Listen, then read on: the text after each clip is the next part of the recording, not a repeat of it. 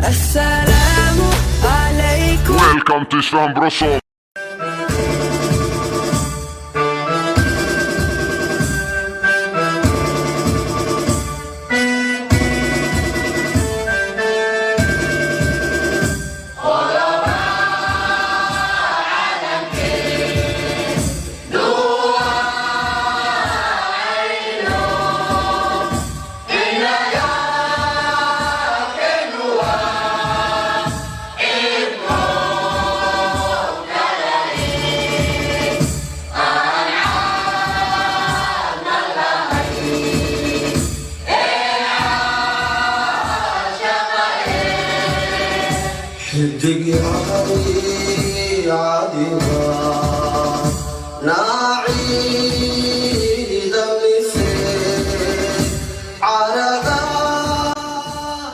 السلام عليكم daawadayaasha qaaliga ah ee ku xiran Isfaham Brosom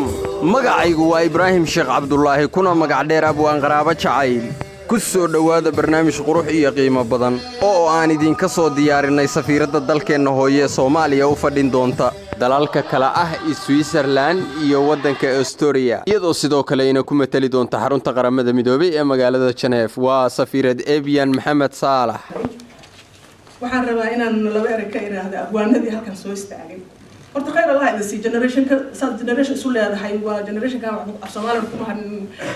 dhaqanna kuma harin saad isu leedahay ayuu ka soo dhaxbaxaya marka macallimiin fiican baad noqon kartaan maxaan I remember abayba mar wuxuu iga sheekeeyay wuxuu dhalay 10 caruur uu dhalay so caruurta uu dhalay labadii ugu dambeysay oo mar uu maqnaa magac laga bedelay mooyaan inteena kale magac Soomaali baan u leenahay wuxuu dadka Soomaaliga jecel Soomaaliga dadkii wax ka qoray Soomaaliga abaabulo ummadda hadda bonus cerebral orange habeenkii markii Talyaaniga la orange la salaamayo war habeen wanaagsan dhahaban jirnay marka waan ku faraxsanahay labada wiilal ka soo istaagay qaar nagaba tiriyay midna dhaqanka Soomaaliya si fiican uga hadlay aniga laftigayga waxa uu yahay badan baa igu duugan laakiin marka la tartamayna waa mar labaad khayr Allah siyaayadii iyo dawladii soo dirtaybe meeshaas oo 4.5 loo kala fadhiyay noogu timid cabaar yar kadibna jawigu saanu isu bedelay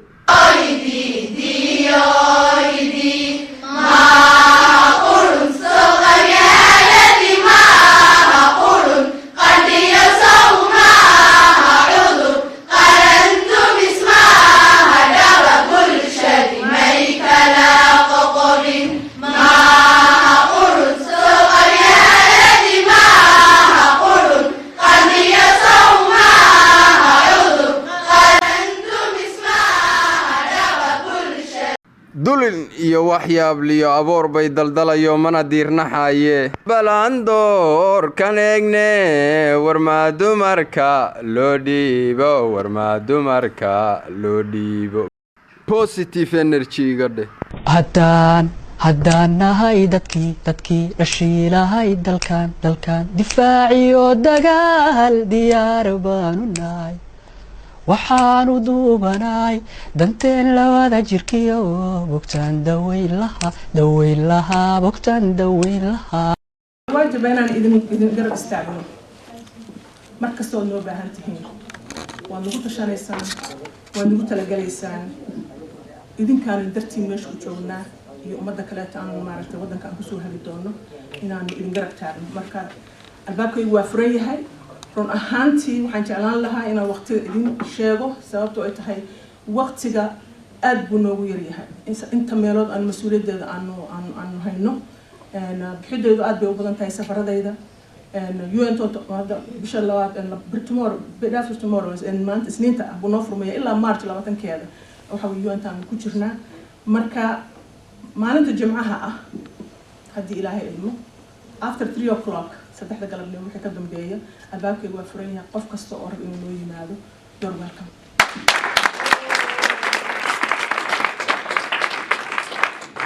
waxyaabaha kale toos anagoo xil ahaan saareen waxaa ka mid inaanu ka dhex muuqano dad firfircoon ahaano dhammaan meelaha lagu matalayo adduunka soo jeedin yeelano wada socotaan safiirkeena hore laga raxma Yusuf Barabari soo jeedintii uu sameeyay oo ahayd in la taakuleeyo dadka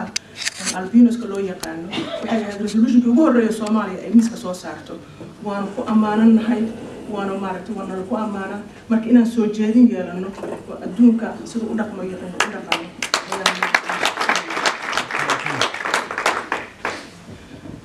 isla qabana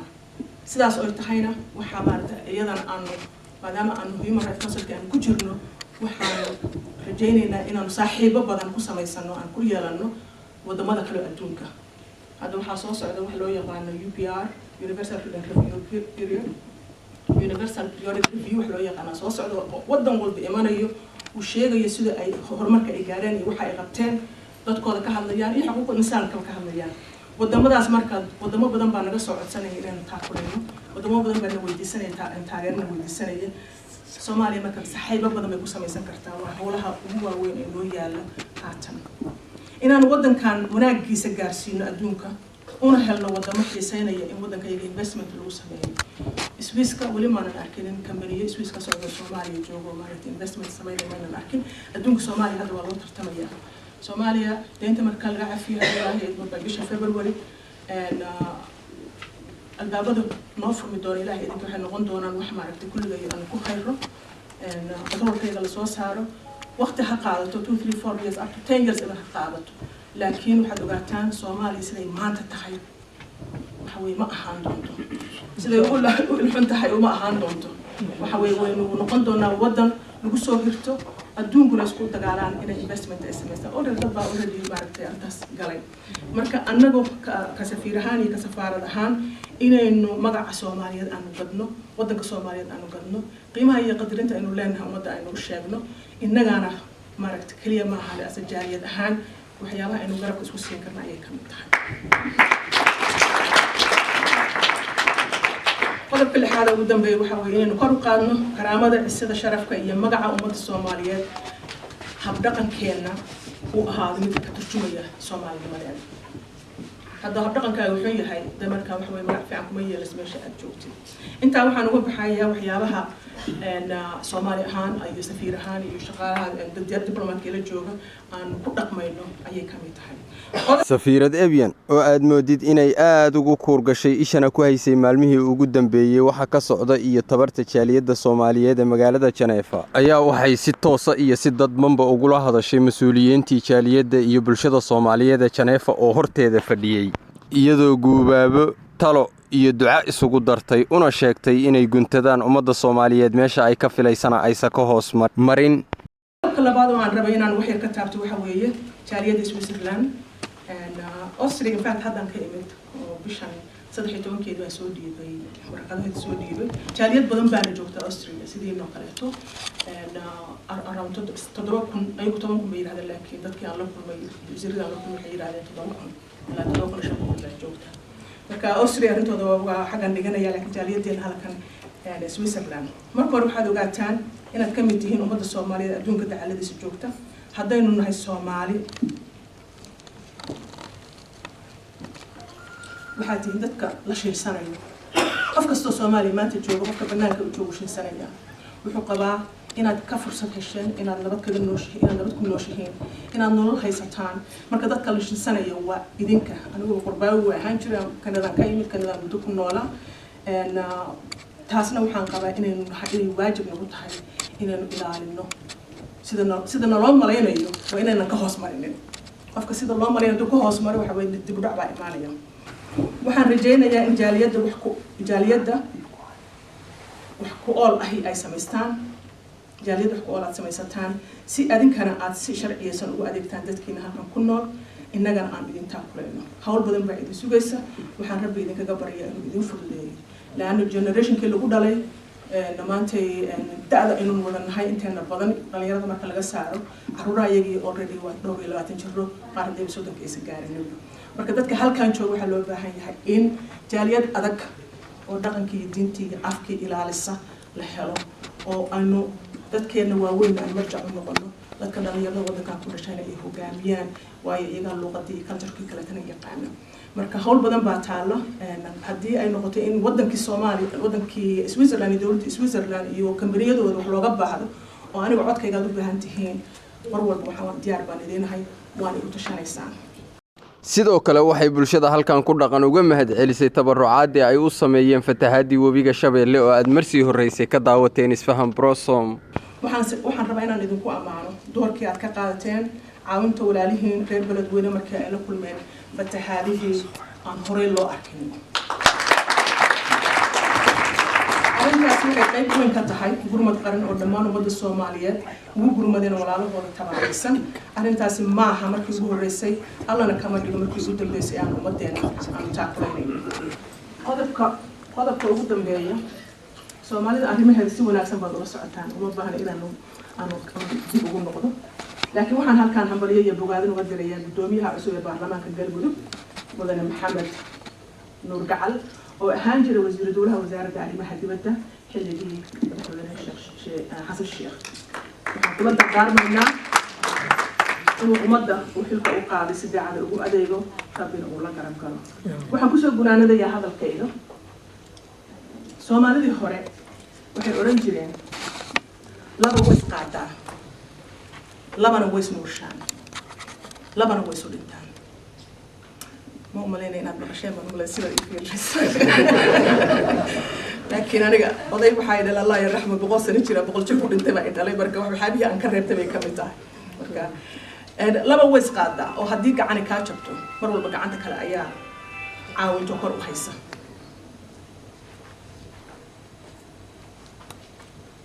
haddii labada indhood mid wax ka gaaraan nuurka wuxuu ku wareegaa mid kale ku wareegaa oo labada way isnuurshaan labana way isu dhintaan baa oo ah haddii dhag wax laga ay ka gaaraan oo maqalkeeda ka yaraado aakhirka ugu dambeyntii dhagta kale tan way raacdaa waxaan uga gol leeyahay waxaan rabbi nooga rajaynayaa in Soomaali meel ay joogtaba dib kasto ay mudato ay noqdaan kuwii isqaada iskaalmeeya isu naxariista isu damqada sidii labadii gacmood ee aan labadii gacmood soo sheego kale sidoo kale rabbigay ha naga dhigo kuwii isnuuriya isqadariya biidnillaahi kariim inayna noqono kuwa xabaasha badiya arrintaas way nagu socotaa haddaba horumarka ay Soomaaliya maanta samaysay gaar ahaan dawladda hadda jirta ay samaysay idina ma qarin karo qorrax gacmo lagu qarin karo wadanka waxaan ku soo biiray oo dawladnimada Soomaaliya ku soo biiray 2004 waxaan la joogaa 16 sano baan dawladda la shaqeynaya ra'iisul wasaare Geedi baa la bilaabay shaqada sagaan faysal waxaan jiray intaan safiirka anigoo kala garan kara waxaan soo marnay process-ka soo marnay maanta meesha aan joogno hal tusaale ay sheegaya markii la magacaabay habeen baa xaflad kan lagu sameeyay madaxtooyada Afghanistan marka waliba habeen ma bixin aniga markaan xamar joogay qorraxda meesha loogu dhacday iska joogtay waa 2007 weeyaan xafladii markii la sameeyay oo la ku soo dhaweeyay safiir kaleeto baa waxaa dhacday in la yiri wal madaxayna hotelka lagu geeyay marna meesha ma soo dhigan maskaxiyan marna ma soo dhigan xamar waa mugdi habeenkii waa mugdi maskaxdeeda ma soo gelin gaariga ma soo fuulnay darawalkii baa naga xeeyay darawalku nal ma daarayo gaariyo nal daarnay dayaxna jirin nalna jirin buu wadaa habeenkaas waa naxay waxaan dadka baqana ma helay habeenkaas waan baqay waxaan iri nalka daar markaas iri ma la daarayo nalka laana hadii nalka la daaro hoobiyan lagu soo tuuray 2007 weeyaan May 9 markuu u dhow yahay meelaha waxa la yiraahdaa checkpoint uu u dhow yahay nalbu wuxuu ka siinayaa dig jaawa la garanaya marka inuu qof la yaqaan oo uu yahay ama uu meesha istaagi doono quraankan habeenkaas akhriyay waligay ma akhri yaa si gaxta waa isaa marka meesha buu lageeyay xafladda buu lageeyay hotelka buu lageeyay hadda markaan halkan soo socday baan habeen soo maray xamar advertisements ka socda oo wadanka hawlaha ka socda dadka xayeysiinta samaysanaya nalalka lagu xiray kaliya ما قال السرعة سكدا نلقي السمية يصور السمية دوارة السعودية هبين كيلو أي أبو سنة بدن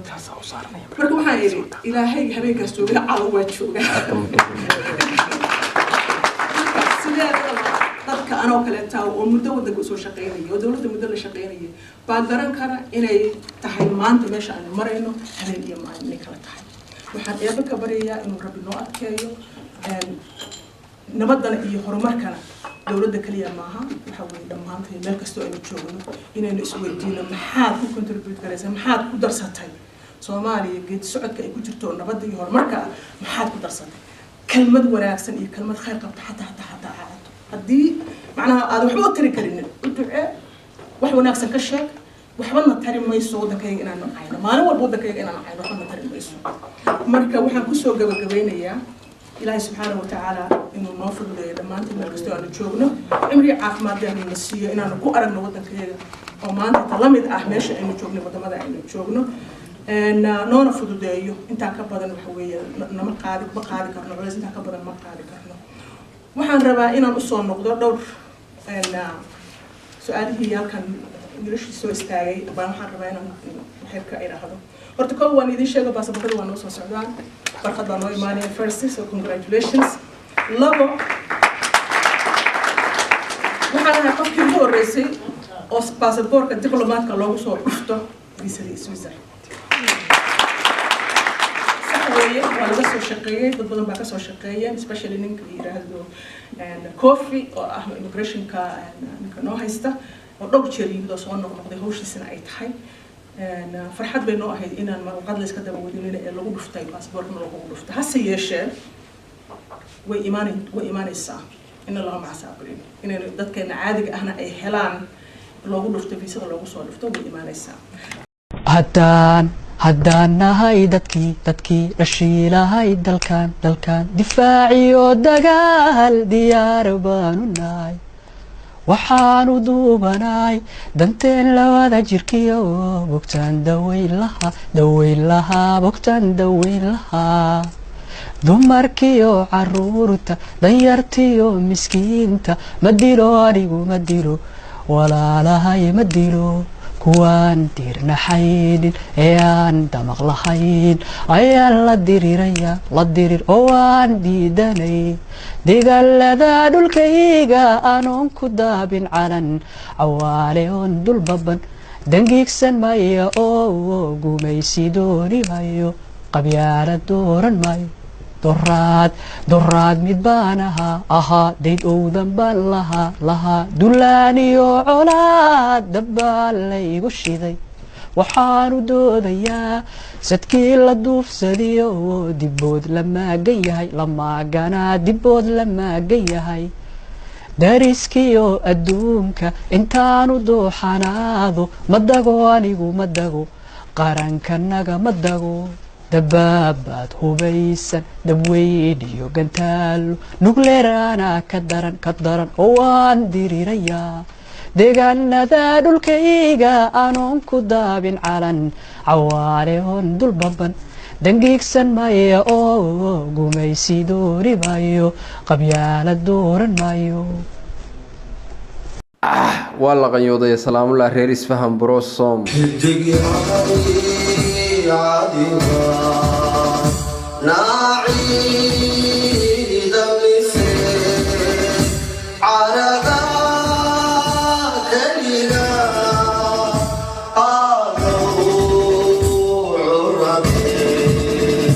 عاد عيد السنين